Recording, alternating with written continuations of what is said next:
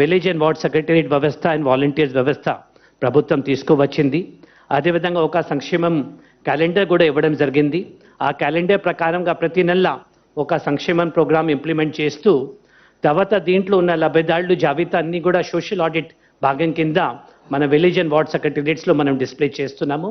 ఎవరైతే అర్హత ఉన్నా కూడా మాకు రాలేదు అనుకోండి, వాళ్ళు ఒక నెల లోపల అక్కడ అప్లై చేసుకోవచ్చు, లేకపోతే వాలంటీర్స్కి చెప్పచ్చు, లేకపోతే 1902 జగన్నకి చెప్తాములో వాళ్ళు కంప్లైంట్ చేస్తే వాళ్ళు అందరికీ కూడా యాన్యువల్లీ 2 అంటే సంవత్సరంలో 2 సారి, ఒకటి జూలైలో జూన్ జూలైలో, 2 డిసెంబర్ జనవరి నెలలో మనం శాంక్షన్ ఇస్తున్నాము.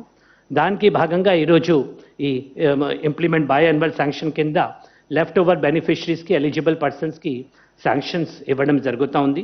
దీంతో పాటు మనకు 4 ఫ్లాగ్షిప్ స్కీమ్స్ ఏమైతే ఉన్నాయో, పెన్షన్స్ అయితేనేమి, ఆరోగ్యశ్రీ కార్డు, హౌస్ సైట్స్, తర్వాత మనకు Aarogyasri cards, house sites, pensions and rice cards, ఇది 4 స్కీమ్స్ కింద కూడా కొత్త బెనిఫిషరీస్కి శాంక్షన్ ఇవ్వడం జరుగుతుంది.